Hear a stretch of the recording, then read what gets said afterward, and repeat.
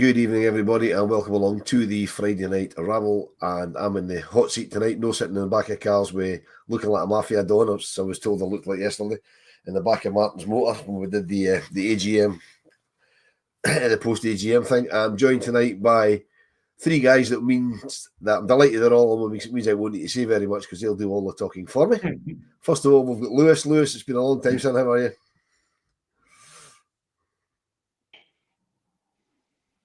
Not a great start there. I couldn't get the mute button. Aye, mate, I'm all right. I was all right until I seen myself in the camera there. I need this beard rid of, man. I look like I'm living in the mountains at the minute, but other than that, mate, I'm all good. I thought you'd maybe disappear to Wyoming or something like that, and just to hibernate for the winter. Also joined by a man who is currently offshore in Norfolk somewhere in the middle of the North Sea. Obviously, that's Mark. Mark, how are you, son? Not bad at all. Not bad at all. How's yourself, Wolf? You good? Not bad, mate. A wee bit of a tickly throat, but we'll be all right. And obviously, the man that couldn't hang, Ian T. How are you? I couldn't hang. I'm good, Wolf. Good to be on with three Rabble legends tonight. It's not often we've been doing four, but it's good. We'll see how, as you said, there's a lot of us that like to talk here, so we'll just need to mute ourselves when we have to. But I good, and I take it you got your hoarse voice because you were shouting at the AGM all week. Is that what it was? No, it's because she got a cold. She got a cold and gave me the cold. I've had it most of the week. It's been brutal. Mind you, it doesn't help that was at the B team game on Tuesday and then the first team game on Wednesday and the AGM yesterday. So all the running about's not really helped. But it's all in a good cause, you know. All to get content for the Rabble and to watch my team and to do things. I've just got to say the pod from the back of the car was brilliant. Brilliant. It looked like you were getting driven about by your two boys, you know. Unfortunately, my chauffeur forgot his hat, but that's another thing. He'll be getting docked his wages for that one. Anyway, Ian, while I'm talking to you, I'm sure you've heard the news today that the SPFL have decided that they don't like pyrotechnics. Yeah. Or certainly they don't like matches being delayed due to pyrotechnics. You look quite blank. I'm not sure you've heard about this. No, I haven't heard that. I've heard that there's both Glasgow clubs have been fined. I knew that much. That was confirmed today. But if you want to elaborate on it, Wolf, go. From what I've heard, they haven't been fined. They've been charged for, along with Motherwell, for the pyrotechnics at the League Cup semi-finals. Funnily, Aberdeen's not involved in the charge. I didn't see any of that game, so I'm assuming they didn't have any pyro. But yeah, why do you think this has suddenly raised its ugly head? Do you think maybe the broadcasters have gone, hold on, there was significant delays in both these games causing us grief? Yeah, I mean, listen, because both Rangers and Celtic have been playing very public games, that I guess the SPFL have taken it upon themselves, you know, on the back of what UEFA have done and issued to us to look as if they're acting. I wouldn't be surprised, Wolf, if they were actually prompted as such by UEFA to do that. But first and foremost, it's illegal to have pyrotechnics at the football. That's law, you know. So, you know, tell me, you know, why aren't the local police involved as well? You know, this is the bit. It's actually illegal to bring a flare into a ground. It is, Mark, but I mean, it's illegal to have pyrotechnics in a sports ground, but it's okay for clubs and associations to use them. I find that a little bit of a conundrum. I think it's probably more to do with the fact that they can control them rather than it being uncontrolled in the stands. Listen, it's a catch-22 for myself personally, because I think it looks amazing, but then it gets to the stage where you can't see the game. The game gets held up. It starts getting a pain in the ass. So, as I said, it's almost like a love-hate relationship, because it does look brilliant. It does really look really, really good. But I have seen these things go wrong and go drastically wrong. So, for me, I think probably crowd safety is paramount, although it looks good. But you can't be bringing things that are possibly explosive into thousands and thousands of people. As I said, it looks great, but it's no bigger, it's no clever, as the saying goes. Lewis, as Mark says, it does look good, but why? My big question would be why are they suddenly acting now? I mean, this is something that's gone on for, you know, a considerable number of years. Is it only because there was considered when the Aberdeen Celtic semi-final, I think, was held up for 15 minutes because of the pyro? Our Motherwell game was held up for 6 minutes, I mean, I noticed, having seen a little bit at the start of their game, and obviously I was at our game, that the smoke seemed to linger at the East End, at the Celtic end of Hampden. If the flares that the Union Bears have, whoever it was, I don't want to cast aspersions to them when they're probably wasn't them. Whoever the flares and the Rangers end, the smoke seemed to disappear quite quick from there, but it held up at the East End of the ground. So that doesn't make it right. But my biggest question would be why are they suddenly acting on it now when they haven't done in the past? Is this the first time that they have acted on it? Is that like a fact? Aye. Yeah, that I'm aware of. Yeah. Aye. So I mean, I don't know. Then, to be honest, I would have thought that something would have cropped up in the past few years about this. I know Celtic have certainly had, a couple of issues. I think, particularly in Europe, with this kind of thing.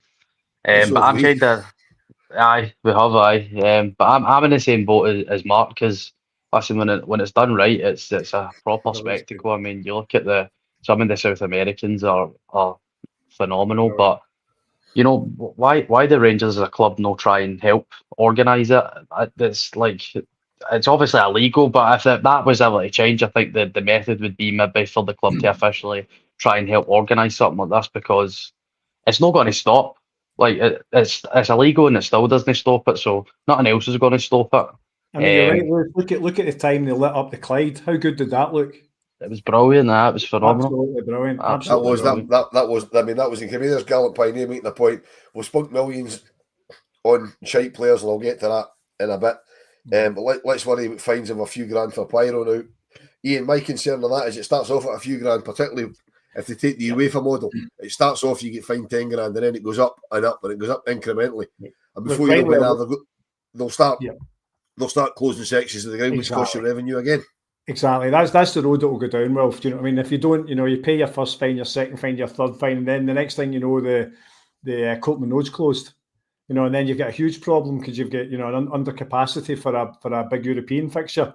So that's the road to go down. And don't get me wrong, I always feel it. I mean, same as the guys here. I feel it's a bit of a cash cow for UEFA to literally just say, we'll take 13,000 euros here, we'll do that, we'll do this. But the bottom line is, especially where our new disabled section is, these guys. I was directly, in the Govan stand where I sat, I could literally see where the smoke from the flares was literally going into that new section. And that's not good planning, because these guys will have, issues that are, possibly made worse by the smoke from the flares. You would imagine, not everyone, but imagine there'd be some with it. And even if you don't have any kind of ailment, you'll still have a tough time sitting, breathing all that in. So, I mean, don't mind, I love it. I see when it's in the ground, it looks brilliant. It does look brilliant. But if it's against the law, then we're just setting ourselves up for a doing here. Yeah, I mean, it always strikes me it is against the law, but it always seems to happen. They always seem to get it in. It doesn't matter how. I mean, Mark, Hampden, they're really thorough usually in the searches at Hampden. It's just a Hampden kind of rule, but they still manage to get them in. It amazes me. I know you're a man who's done. I'm not saying you've run about with Pyro in the past, but you've mixed in circles, shall we say? How do they get these things into the ground? Where there's a will, there's a way. That's all I'll say to you. There is, with anything in life, where there's a will, there's a way. There's lots and lots of different ways of doing these things, but you would probably be quite amazed. It's not even that; it's the quantity. I mean, you can maybe get away with the odd one, but I mean, some of them there's fucking 20, 30. Do you know what I mean? It baffles me how they can manage to get that many in at any one time. I don't know. You have to laugh, Mark. You have to laugh. They'll make you finish your can iron brew or whatever and leave that in the bin. But you can just take in as many flares as you like. Brilliant. Madness. The wonders will never cease to amaze me. But as I said, where there's a will, there's a way with these things. 100%.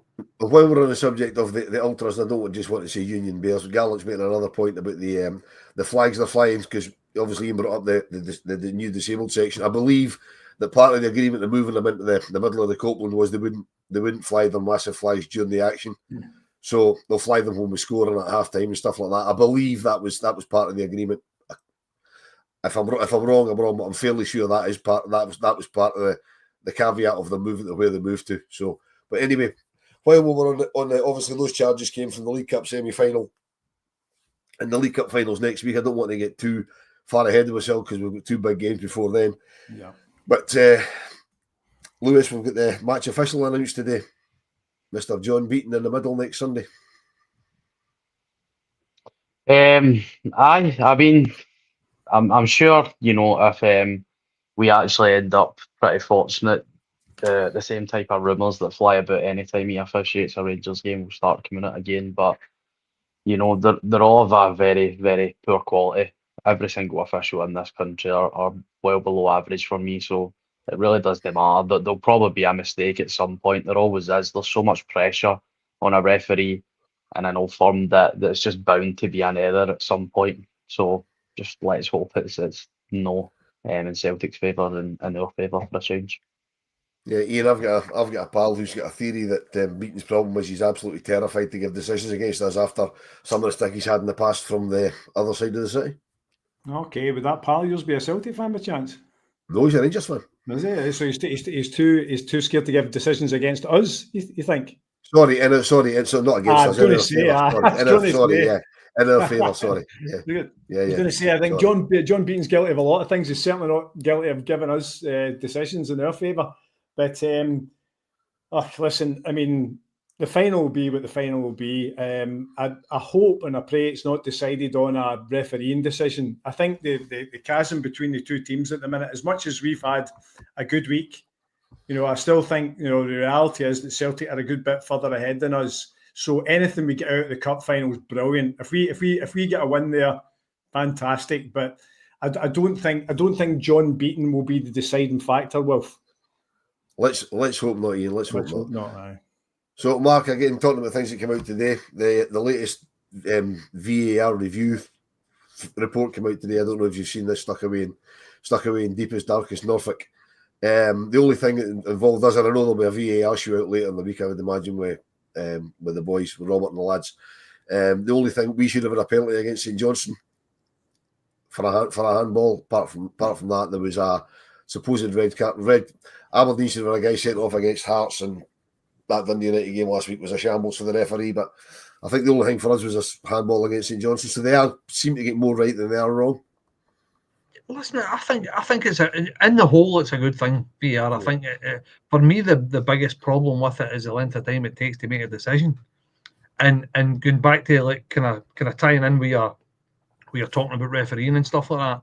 It almost seems like sometimes, especially in bigger games, that referees don't want to make a decision. They're hoping VAR will pull them out of a hole rather than make a decision at the time and let VAR correct them. So it seems as if almost like referees are using this as a tool now, rather than them making a decision and letting VAR correct either a right decision or a wrong decision. It seems as if they're too scared to actually make a decision and stick by it. What they do is the new blow a whistle and then wait and go, somebody tell me something. Do you know what I mean? So for me, I think that it's making poor referees worse because they're not willing to actually put their neck in the line and say, that's my decision, and let VAR either confirm or reject that decision that they've made. So I don't know if any of you guys feel the same way, but to me, that's what it looks like. But coupled with the fact that it takes an absolute age before you get to celebrate a goal or the chopped off. The amount of time we had to wait for the Tav goal, Wilf and Mark, was ridiculous. That was ridiculous.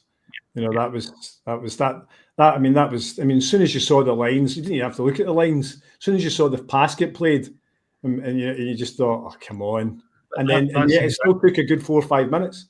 Yeah, the time does take ages, right? But see, talking about Wednesday night's game, right? I mean, Gallup makes a comment. It took ages for the 2 offsides, and the Tav offside. I'm at the other end of the park, and I can see it's not offside.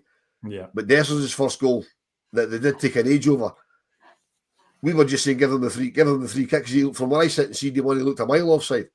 But I spoke to somebody that was sitting in the Copeland Road end of Bar 72 in the Sandy Jardin, and he said no, from their angle he was a mile onside. So VAR's got his uses, because I thought he was offside, and everybody knew me thought he was offside, people on the other side of the park with a similar view from the opposite side thought he was onside, but it shouldn't take that long. Do you think VAR's got a special check button because it was Dessers? I think that's what it was. Yeah. I don't know. You see, the European things made me think as well. You know, in Leon, they check something and then they check something else. Yeah. And then they check something else. It's as if they're trying to find reasons not to give goals, as opposed to saying, well, we're going to give the goal because that's what the game's all about. I was actually just about to pick out the Nice incident there, because I think, you know, one of the biggest problems with VAR is the lack of clarity and the communication between the officials and the commentators to then obviously dish it down to us. You know, it was John Souttar's handball, then it was Dujon Sterling's handball, and then it was a corner bar and tackle. And it took about 40 minutes for us to actually find out what they were checking. And it's just, it can't be that difficult. There must be somebody's job to make that communication as clear as possible. At least you managed to find out what was happening. We were in the ground. We were lucky enough to be in the ground. We were like, why is this taking so long? What are they actually checking? Because the referee automatically, you know, did that and went handball. Yeah. So they're obviously checking the handball, and it didn't look like a handball. But because it's John Souttar and the way that he challenges for the ball, you think, well, it probably is. And then people say it's definitely not a handball. And then it turns out they're checking them at 3 different things. Do you think then in this instance what they've done is they're overusing VAR? I mean, that was a great example, wasn't it? Whereby they cancelled out any and each incident they could, and that was that was a great example of overuse. I mean, VAR, it should be made a bit more simplistic than that, you know, but more reliable than Mark's Wi-Fi. Yeah, absolutely. Mark's just had to bail out his offshore Wi-Fi. Probably been affected by the weather, by storm, whatever this storm's called, the one that's heading that way now. Yeah. I know it begins with a D, but I don't know what it's called. I think he's coming back. We'll see if he can get a better stream. There we go. That'll mess everyone up. We'll put Lewis on the other side now. So, Mark, hopefully you're back with us and your Wi-Fi's working a bit better. Yeah, I think that obviously he's aware that there's a big storm coming, so I think that this is the start of it coming, hence the reason why it's affecting their Wi-Fi out here and stuff. But we'll see how it goes. I'll be here as long as I can. That's a good point from Brian that I just clicked on there, Wilf. That's you hear the conversations going on in real time between the rugby officials. So don't tell me that football's more confusing. It's not.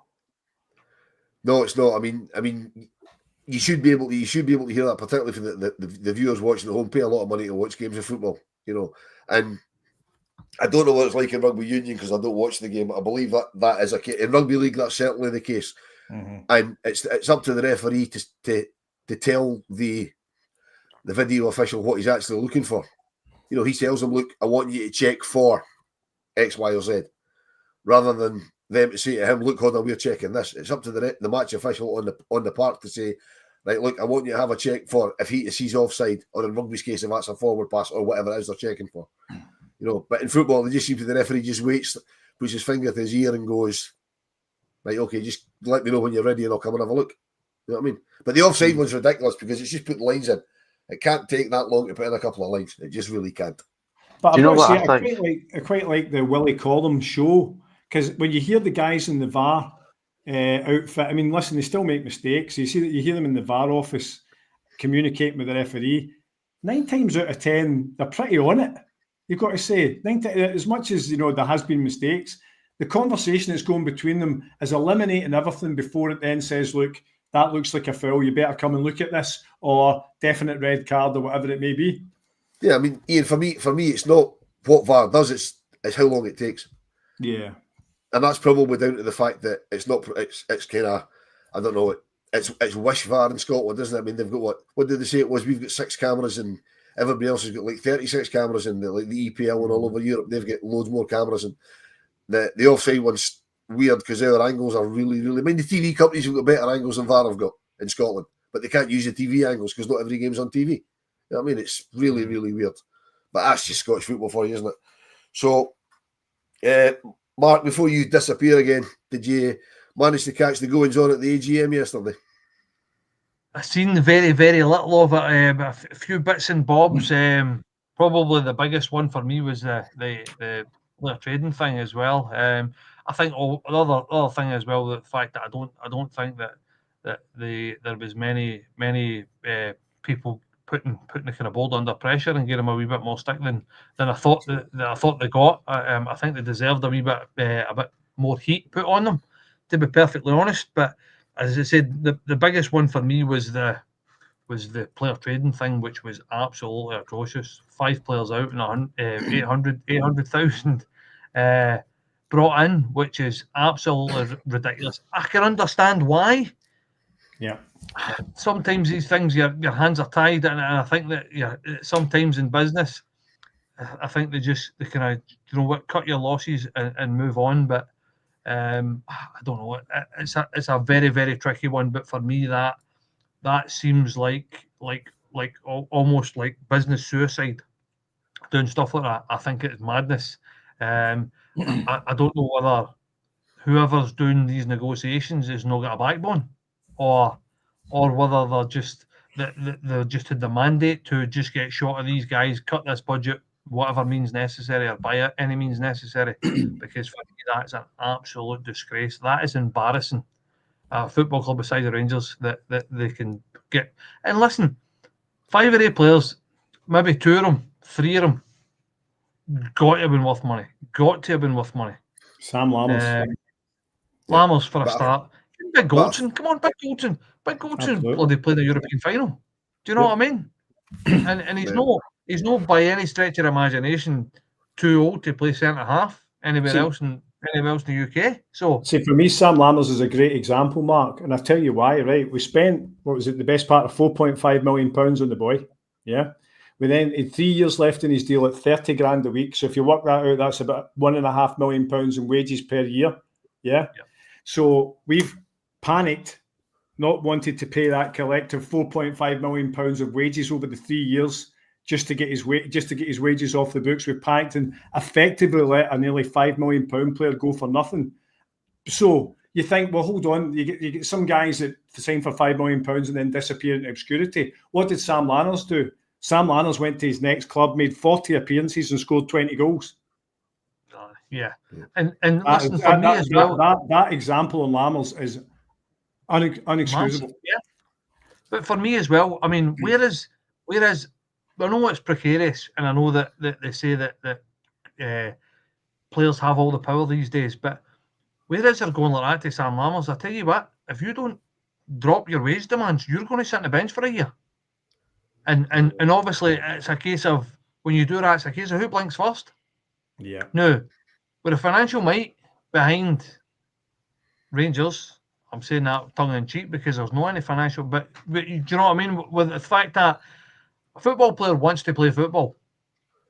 Simple, plain and simple. They want to play football. So if you're threatening, not threatening, that's too harsh a word, but if you're saying to a player, you're going to sit on the bench for the next year, next 3 year, next 4 year, I'm 100% sure they will go, do you know what? I'll go and sign for whoever you want me to sign for, and I'll take 10 grand a week. Because 10 grand a week's better than me sitting doing nothing for the next 2 years. And my career's toilet after that. So, as I said, I think it might have been with that. I think you need to play a wee bit more hardball. I don't know why somebody's not sat down and done that. We seem to have done it with Hadji, and it worked. So why are we not doing it with Lammers? Is just in the door. He's got 4 years left in his contract, almost. Yeah. Why is nobody trying to box clever with us? Why is nobody going like that? Do you know what? And by the way, how cute with the club? How cute with the club? Because there was some official lines coming out with the £1.2 million for Golson going to Aris. I read that. In fact, I looked at it was at Rangers Review, and a few others had reported there was £1.2 million with the. I looked at the piece today. So they've been clever with the media when it suited them. Ian, I think the problem with that, and at the time when the question was asked yesterday, 800 grand for 5 players, that we confirmed that that's what the year end, the net taken in, the end taken in was. I think the 1.2 is possibly right, but then they've probably had to pay, money towards getting somebody else off the books, and when you balance out what went in and what went out, we ended up with 800 grand profit, which is ridiculous for the 5 players we got rid of. I mean, I don't know. It sounds like we possibly had to pay up Campbell's contract to get rid of him, or players like that. I don't want to necessarily throw that at him, But that's the way it wasn't said by the board. But that was, having listened to other people that know more about these things than me, they seem to think that that's what it was. Some players went for money, other players cost us money to get rid of. So the whole put the five into one basket, we got 800 grand out of it. And the truth is, I think the board are culpable, Wilf, because what they did was they literally sent out the bat signal and told everyone how desperate we were to reduce the wage bill. Yeah, I mean, they were asked directly, could they break it down, and they said contractually they couldn't, which I understand, because you don't want people knowing your own personal business, and if you start going public on contracts, no club will want to do business with you. I understand that, but it was a sharp intake of breath at the Armadillo yesterday when it was confirmed that it wasn't a typo, it wasn't, somebody didn't misread it. It was 800 grand we made out of those, or we took in, when all said and done, ups and downs with it, with those 5 players, which is ludicrous when you think what Cantwell was going for 2 or 3 years before we signed him. What, as you say, Goldson was reputed to have gone for, what Lammers cost us. You know what I mean? We have to get cleverer than that, and hopefully, with the new CEO coming in, things like that will be a thing of the past now. Just took the words out of my mouth there. I think that with this new CEO coming in, I think that he's very much a bit of a wheeler and dealer when it comes to transfers and stuff like that. So I would like to think that through this new CEO, I don't think there's going to be any of that kind of carry on, hopefully, ever again at Ibrox. But time will tell. But it baffles, it makes your mind boggle that these things can go on, and the amount of money that's been squandered. If you look at it, it's absolutely squandered over the last 5-6 years, however long. I mean, listen, I understand the board not being football guys, right? But they're all businessmen, and that's not the work of businessmen. 100%. No, I mean, for those that didn't see it or didn't see the slide or whatever, because I was expecting the club to have put a video of the AGM out by now, and because normally they do that and they haven't. I'm assuming they did video it yesterday, and because they normally put it out sort of a few hours after it happened. There was quite a good slide presentation about the player trading model, and the only year we've had success in it, so made money, was the year we sold Calvin Bassey 21-22. Yeah, and over the last 8 years, we've lost £27 million in transfers. Yeah, I can see Lewis is impressed with that. £27 million lost over 8 years. See that season that we sold Calvin Bassey, and that was a success. No, it wasn't a success, it was a failure, because that was a unicorn of a situation where a player that was young and performed very well at a very high level football game, and it attracted attention to bigger clubs around Europe. That doesn't come around very often. You usually need to build up a player's reputations throughout various seasons. Yeah, we could have fixed that and turned that into a £27 million profit. We could have made close to £50 million that season if we'd sold the likes of Ryan Kent, if we'd sold the likes of Joe Aribo, Glenn Kamara, Alfredo Morelos, who were all of interest around Europe. We'd just got to a Europa League final. We were by far the best team in the competition. By far. All the individual statistics went to, Goldson was the best defensive player. Tav was the top goal scorer. Ryan Kent, best dribbles, best creation.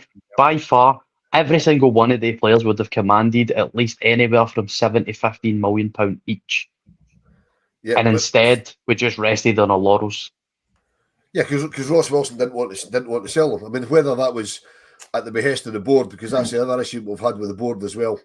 That they've wanted to have their fingers and everything. I mean, they said yesterday that they're going to be overhauling the board structure. They're going to be bringing in 2 independent non-executive directors. It's all going to be. It's more or less going to be West of Scotland based. So they're actually going to. They're going to. The word they used a lot was the expression used a lot was boots on the ground. Ian. They said there's going to be people.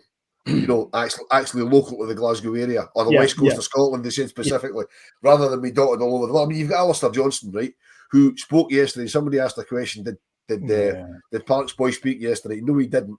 And I know that the question asked was directed at the 2 directors that were there. But Alistair Johnston said enough for both of them, because he went on. I mean, he went on longer than I do when I'm in a bad mood on here. You know what I mean? I think if the chairman hadn't stepped in, he'd still be speaking. So yeah.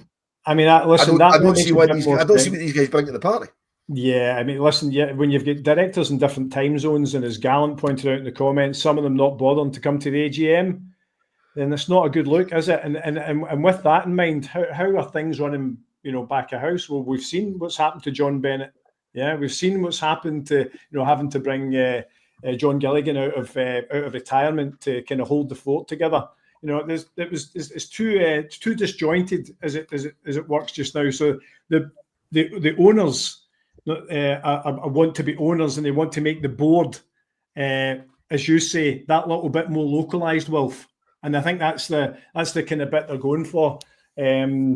But yeah, I mean, it's not a good way to run things at all. And to be honest, it was the AGM. I think Mark made a good point there. The AGM was, I think, I listened to both you and Trev who were at it, and it was interesting to see how they've actually changed they've talked about the player trading model. Now, to play devil's advocate to that, right, you could say Barron, Igaman and Yefty are the shoots of what the player trading model could be. Now, player trading models don't go the way you want them overnight after someone's just sold the silverware the previous 2 years, essentially through, Alubri's contracts or, some bad business dealings, which is basically what's happened. So so Igaman scoring in Europe like he did, that'll get people's heads up. People will be looking at that, especially in his position, because good centre forwards are rare in the ground at the moment. So if he does that, as Lewis said, if he gets the ability to have the rest of the Europa League run and make his name in there and score a few more goals and look like he's giving defenders a right hard time, then that's when folk will start maybe thinking, we'll see in June, let's see what this boy's doing come the end of the season, and and some of these big clubs will maybe test the water with a big bid. At that point, that's what the player trading model is meant to do. But it's a big risk, because as much as they showed us the average age of the club last year, which was 27, 28, I think, or 29, was it, Wilf? I don't know what it was. And then it was 23 this year. I think they put it up in a big slide behind them. Yep. Yeah, and they talked about that. As much as that's great to see younger players in, right? But the risk is, when you're bringing these younger players, it doesn't mean you're necessarily going to be a better team. Well, I mean, the manager touched on that today in his press conference, because he actually asked a journalist asked him a question. I can't remember what the question was. And he asked him back, "What's the thing that everybody looks for?" And he went, "Well, skill, ability." And he went, "But what else? What's more important?" And he said, "Age." And just age. I mean, what you're saying is right. I mean, Mark, what Ian's saying is right. Taking the case in point, he said if he goes on, we go on with any of the young players, turn it on, be it Barron, be it Igamani, whoever it is, right? There's two things that we really need to get right. We need to have somebody willing to sell the player, because Ross Wilson was on an ego trip for me. Didn't want to sell any of the big players that were going to make his money. So you've got to hope that Niels Coppin's got some cojones and he'll sell them. And we as a support have to accept the fact that the players that are turning it on, we're just going to have to sell them when the time's right. Because had we sold Morelos for the 17 million that was mooted to be, about when these came in for him, a lot of people would have went, why are we selling them for that? When it costs £1 million, that's a good flip. That's a great flip. But this is probably one of the biggest problems of this club, the fact that I think that we're going in the right direction with your Igmani and your Diomande and even Cortez to a certain extent, bringing that down. But the problem is that these are all risky, almost like project players, because none of them are finished article at this age. So the problem you've got now is you're trying to build a team, you're trying to win things, and you're trying to get youth in, and you're trying to blood people, and you're trying to sell people on, which is probably our downfall over the last few seasons, where we've tried to win things rather than think about the bigger picture. And us as a fan base don't accept the fact that we're going to need to maybe play second fiddle for a year or play second fiddle for 2 years, because that's not acceptable at Rangers. So that mindset is something that they're having to battle with, as well as the fact that we want to win. We need to win things. We need to win games. We need to win leagues. We need to win cups. But you don't do that when you bring in 20-year-olds and 19-year-olds and potential and project players that you can make better. So it's a catch-22 for you to get somebody that's of the quality that you require. You're going to need to spend big bucks. So where is that balance coming from, and how you balance it? I don't know. You need to be some sort of Philadelphia lawyer or 200 IQ guy to try and work out how you're going to work that out and how that's going to happen, because that's the biggest thing. The biggest thing is you've got a fan base that need and want and demand winning, and you've not got that ability because you need to bring in youth and you need to bring in boys that are projects. So somewhere, somehow, that's going to fall down, because what's happening at the moment is Clermont's getting dogs abuse because there's no a good thing in the park. There's no good performances. It's hit and miss, which you get with young players. Young players are inconsistent. Yep. So you're going to get good. You're going to get a good game one game and a bad game the next game and a good game the next game, and that's what you're going to get for young players. This is why the likes of the loan deals like Cherny are so important, Mark. Yeah. No, 100%. And as I said, for me, it's trying to get our mind, because the problem is it's us as a fan base. The club know exactly what they need to do and what they want to do, but we're not letting them do that because we're demanding success. Yeah. So for me, this is the kind of almost like the paradox. How do you get to that position where we're in the same page as your Coppens and your board and your player trading model? You're absolutely right, Mark. The question is, how do you readjust the fans' expectation and not lose them? That's the fine line. Yeah. Well, Ian, somebody actually asked that question. Somebody actually asked that question at the AGM yesterday. It was a lady stood up and said, "Look, if it's going to be a couple of seasons of transition, come out and tell us."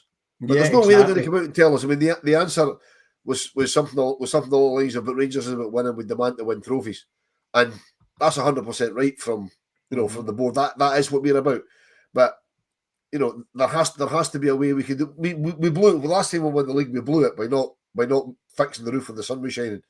To paraphrase Steven Gerrard, but it is going to be a long road back. And Mark's 100% right, Lewis. You have to get successful. You need better players. To get better players, you need money. To get money, you need to be successful. So what came first, the chicken or the egg? I think the biggest problem is the lack of progression that the fan base are seeing. We suffered 2 out of the first 3 years under Gerrard because we've seen the direction that team was going, right? So it's fine. Bringing in all these 19, 20-year-olds isn't going to work at first, but see if at least we could see on 2 years this team might be something, then our expectations would be lowered naturally. That's just what would happen, because we would have something to subsidise that feeling. We don't need to win everything if we could see that we'll win everything in 3 or 4 years. You take an example, right? Like Barcelona, haven't they been world class for full history? They usually take wee periods of time out developing teams so that when that team is fully developed, they then go on a decade-long run of succession. The Real Madrid and the Chelseas who just buy, that's not sustainable. You're seeing Chelsea are starting to revive a wee bit now, but they suffered for a long time for trying to do that. Most teams need to take periods of time off to develop, but the problem right now is that there's no development. And again, we're in a wee bit of a good period, but the manager's still a problem. The manager is still the issue. We don't know how good any of these players would be under a top-level manager. I've said it on this podcast ever since I've been on it. The level of talent that you regularly get in Scotland can be, either here or here, depending on what manager they have. You look at some of the Celtic players that were under Ange, who were performing out of their skin, and they don't get a game now. You see some of the players that were world class under Steven Gerrard, the next season they fell off a cliff. That's because they're no Messi, they're no Ronaldo, they can't play no matter what. They need certain systems, they need certain things in place, they need somebody that they can play and develop under. And I think that the manager's still a big issue in this. We can talk about everything else today with the football club, but he might still just drag us down. Because like I said, Agamani could be a world-class striker at some point, but he's playing under a manager that might not utilise him properly or develop him properly. And that the same case can be said for so many of these players. But Ian, do you think Lewis has touched on something there? I mean, the manager pointed out, he points out every chance he gets that he's been a successful youth at every at other clubs he's been at, kind of bringing through youths is his thing, if you like. So do you think we can persist with that? I think Lewis has got a good point there, but we don't know. We haven't got enough data yet. I suppose, in a way, look, I know we've all sat and we've watched Clement and we've thought, right, I don't see this team improving. I don't see this team improving. These players are going backwards, all this kind of stuff. And then we look at him when we makes right throughout the season, making some bizarre substitutions. Doesn't have a plan B when we clearly aren't in a game. Only just now decides to play one sitting midfielder instead of having two sitting midfielders when the whole fan base has been crying to say, why are you playing 2 6s? It makes no sense, you know. So Lewis is right in that respect. I've got to say though, and this might not be popular, I like listening to Clement sometimes. He's measured. He gives some, you know, his interviews are as laborious as they are. He certainly keeps a calm head when everything at Rangers at the moment's going awry. Now, it may well be it's going awry partially because of Clement, but he's also just been given a whole set of younger players. Now, Lewis is right again. Maybe under another manager, these players then go on and be better, or they don't. We don't know. We actually don't know. Yeah, I mean, I think. I mean, can I jump in on that just in that point of view as well? For the manager's point of view, I agree with Lewis as well to a certain extent. But my problem is that can any of you see us attracting a better manager? Somebody that is world class, that's going to be able to come in and do something with any of these players. For me, probably unpopular opinion as well, but I mean, for me, my overriding thought on Clement as a manager has been a wee bit tainted for the fact that I think he's been sold down the river a wee bit. I can see that. I'm 100% sure when he took this job, he got told something completely different from what happened. The way this is unfolded, that by the way, see all your good players, your experienced players, they're all gone. And what you're going to do is we're going to bring in some young boys, and you're not getting any money to spend.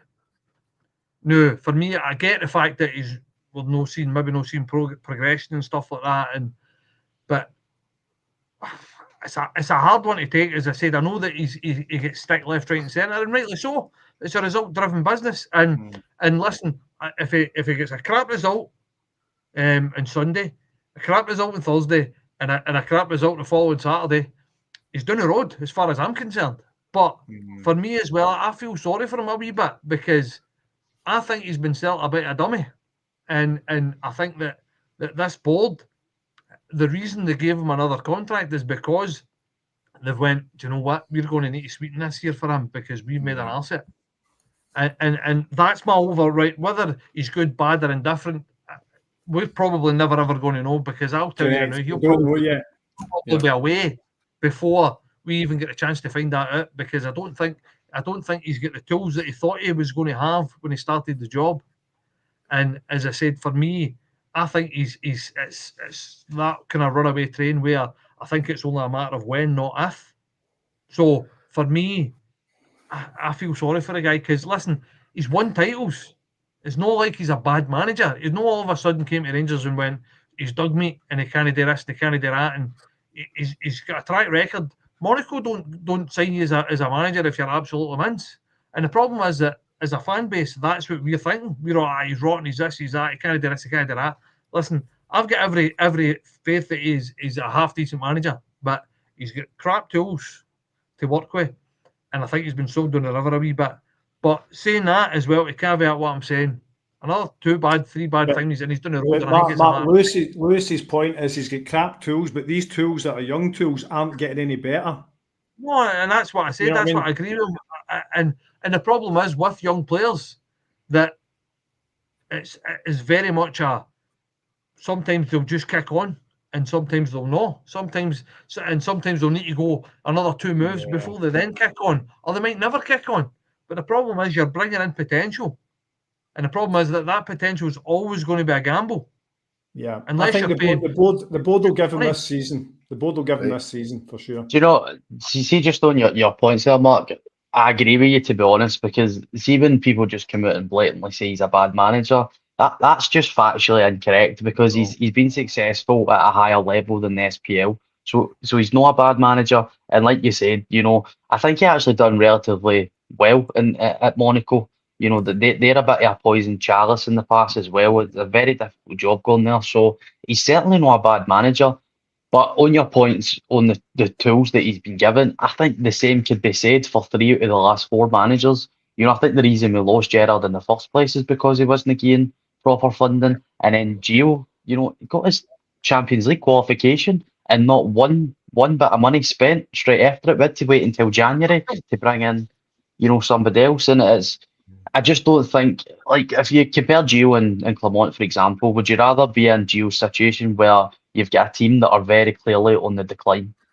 And, after that Europa League final, most players were just gone downhill. Or would you rather have Clement's situation where you're right, young players are very inconsistent, but there's something to grow there. There's something to play with. It's not just like this is it for them. And I think that is the big problem. There really needs to be a sustained period of progression and at least 3 or 4 players here for us to go, right, this guy deserves a chance. Because again, it isn't really about the quality of the manager. It's about, the fit. Some managers just don't fit certain football clubs. You look at Antonio Conte, one of the best managers in Europe before he went to Spurs. Look what he's doing with Napoli right now. Went to Spurs, it didn't work because he doesn't play the type of football that the fan base demands. And I just worry that's what's happening here because Rangers fans, since Gerrard came in the short term, we've got used to some good attacking football. And I think that's another problem that's into the mix. I think that the style of play that we have and how boring we are to watch sometimes, it's laborious. But we'll see what happens. I for one hope that he ends up a success because, like Ian, he's very, very difficult to listen to. But he's an intelligent guy. He knows what he's doing. He really needs to start showing some proof in the pudding now. Yep, right, Ian. Throw this one at you. Comment from AJ WTF. I think they got that right. Yeah. And that was very good points for both Mark and Lewis. And you can't really argue with any of it. But as AJ says. It's the first time this season that he's had most of his squad fit, which he's actually pointed out. And we've also got Lockeye the View, and I've been dying for months to say that name, coming in with I think that's a super chat. So Lockeye, thanks very much for that. He says we need to give Clement a break. He's had some decent results in Europe, and the team looked drilled against Kilmarnock. It's not how you start; it's how you finish. Let's wait and see. Now the proof of that is going to be on Sunday when we go to Dingwall, because everybody's asking, do you think that's us turned the corner at Kilmarnock? You don't know yet because it's one game. I mean, they are starting when we beat Ross County at Hampden. It's one game. We have to sustain it. We have to bring it on and see how he goes on Sunday. If he persists with one defensive midfield player or if he goes back to 2, does he keep 2 up front? It's all, questions that will start being answered on Sunday, but only slightly. Well, there's the thing. And the way you set up against Ross County at Dingwall will be different again, potentially. So, yeah, I mean... What we've got here is we've had a good wee spell. We've had a good spell of 3 games. You know what I mean? So we need to have that level of consistency before we run the rule over Clement, because we had all but every fan had all but sacked him up until the end of last week. Yeah, he was gone essentially. Everybody's like, right, he needs to go. And listen, that may still well be the case, but. Listen, as Lewis said, I hope it actually does turn round for the guy. You know what I mean? And he has been a decent manager where he's been elsewhere before. And what is the answer if we don't have him? That we just get another guy in and then it's all a new set of players and they all need to then, the ones that aren't fancied need to get weeded out and all that kind of stuff. We start again and the likelihood is percentage-wise that would be another mess before it gets better. So yeah, I mean, I think we've got to let the manager see through to the end of the season. Don't get me wrong, there are red lines. If he finishes behind Aberdeen, he's gone, right?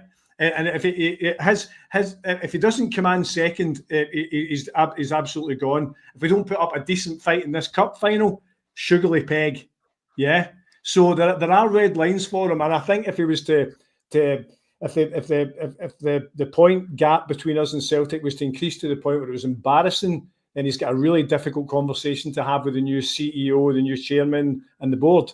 That's a real difficult conversation. So, and as far as County goes, That's another different type of test. You know, you're up there. They'll let you know what they're about. They'll be physical with us up at that ground. Early kick-off on a Sunday. You know, I'd rather not be going there, to be honest. But these are the games you need to go and win to prove that you're improving. You know, because you know it's all very well having a great result in Europe and Nice, which it absolutely was, and you know the drubbing against Kilmarnock. And by the way, I've just got to caveat that Kilmarnock were piss poor. They were really, really bad. I was surprised. I was surprised how bad Derek McInnes had them set up. He's obviously not had time, dare I say it, to impart his wisdom there, because that didn't look like a Derek McInnes team to me that was at Ibrox at all. So it'll be interesting to see what happens up at County. Yeah. So we again, like I said, these Sunday kickoffs are never good for us. Early kickoffs for whatever reason, and that's not an excuse. But if you want to get consistent and you want these guys to show that they're improving, then it's about going to places like that and picking up 3 points convincingly.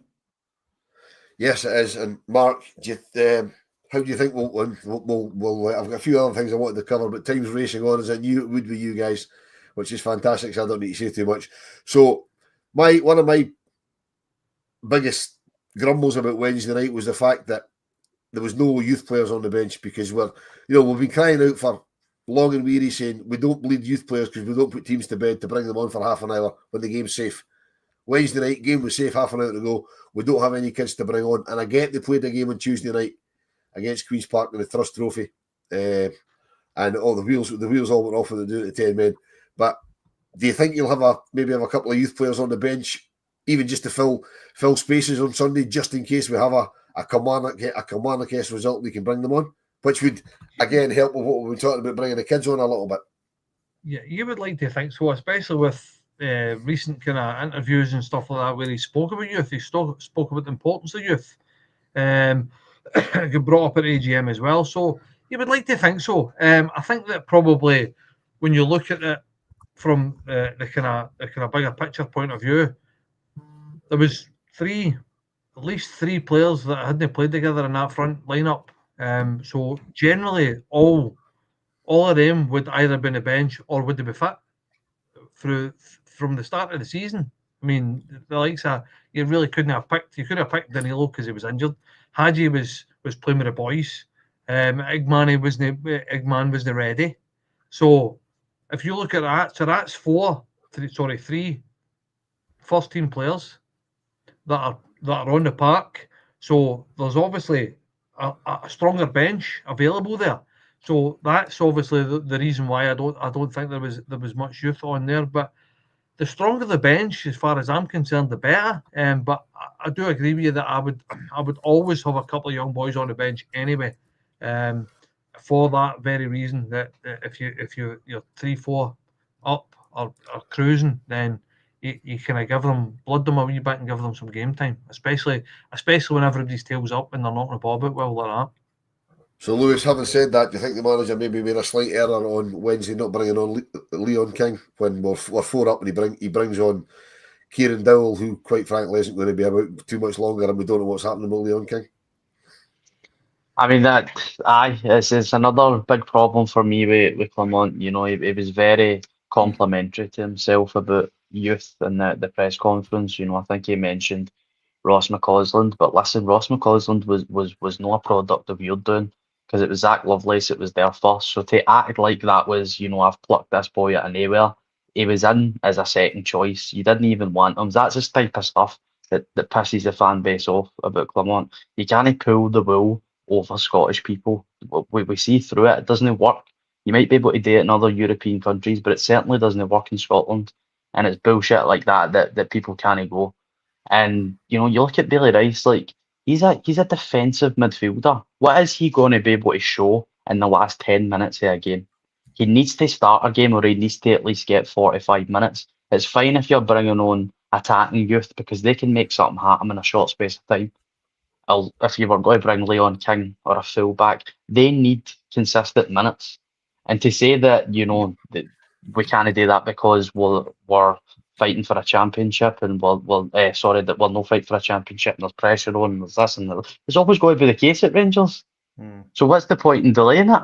If these guys are going to make it, they're going to make it. Nathan Patterson was flung into a shit situation at Rangers and we ended up flipping him for £12.5 million. So there's absolutely no excuse. There needs to be better for everybody involved. And it's not just Rangers, it's Scotland as a whole. It's really, really, really poor. The youth setup in Scotland is atrocious. Yeah, Ian, I think that's what the manager was getting at yesterday at the end of the AGM when he said, we're looking to try and get satellite clubs in, and it's something the Rangers are looking at, but the rest of Scottish football don't seem to have any appetite for it. And he said even the Scotland national managers mentioned it, and really other clubs need to get on the same page. They need to stop. They need to stop it. We're still in the situation where it's Rangers' idea, so we don't want anything to do with it. There's too much of that. Yeah, I think Alistair Johnson referenced a conversation he had with Jim Radcliffe in Nice, did he not? I think that was you mentioned today. But I think that got lost in all his ramblings because, as I said earlier, if the chairman hadn't said that, he'd still be speaking. Yeah, exactly. Yeah, he loves the story, does Alistair Johnson. But they were right. The assessment was right. I think was it Coppin or the manager that said, "Look, the academy's here and Rangers first team's here." There is an element of that as well. There is, but Lewis is spot on. See if you don't play the likes of Bailey Rice. Why did we bring him to the club? What did we actually do to bring him to the club? Now, I understand Leon King had his little patch when he was thrown to the Wolves, I guess, in a little way. And don't get me wrong, I'm not convinced Leon King is maybe the finished article or maybe even good enough for Rangers on a full-time basis. But these guys, I mean, player trading model or Rangers first team, they're going to be neither if they don't get time in the team. And we're absolutely right to say, well, look, it's highly unlikely we're going to win the league this year. So properly, let's look at what we've got in terms of youth. Who is going to be good enough to stake a claim to get into the first team next year? Is it Bailey Rice? Because if it's Bailey Rice, you're going to have to give him some more game time. You absolutely are. Yeah, I mean, I think what we've done with Bailey Rice is probably what's going to inhibit us bringing in other youth players from Scotland, because he was plucked out with a Motherwell youth team where arguably he was the best player in it, and now he's stagnating at Rangers while there's another player who's become Motherwell's captain, playing all the games because he's stuck about. You're probably, I mean, Lewis, I see you shaking your head there, and we're going to have to wind this up soon. But you know what I'm saying. We picked who was apparently the best player in the Motherwell academy, and he stagnated with us. Whereas you've got Leonard Miller, who's now Motherwell's captain at 18 years old. That's the problem. And listen, before I make this point, I understand that it's very different being able to do that as Motherwell, who are usually relegation battlers or mid-table dwellers, and it's a lot easier to introduce their players into the first team. And make no mistake about it, anybody that's related to Motherwell that I've spoke to about Bailey Rice, both of them would be starting for Motherwell, both of them, because Bailey Rice is left-footed and Lennon Miller's right-footed. So Motherwell right now would have two 17-year-old centre midfielders starting for them and performing, and they would make millions and millions of pounds. But instead, Bailey Rice has chose to make the leap to come to Rangers, and it's another player that's just getting absolutely no chance at all. And like I said, it's different for a player like him because he needs consistent amount of time to play. He's not going to show you what he's capable of in 10 minutes. Like Zach Lovelace, Ros McCausland, they can come on and they can score a goal or they can create a goal, and it's like, right, they've got something. Bailey Rice is a defensive midfielder. He's a number 6, and he needs to sit there and dictate games, and that can't happen in 10 minutes. And if there's a guy that's 17 and he's a physical specimen, Bailey Rice, he's absolutely humongous for his age.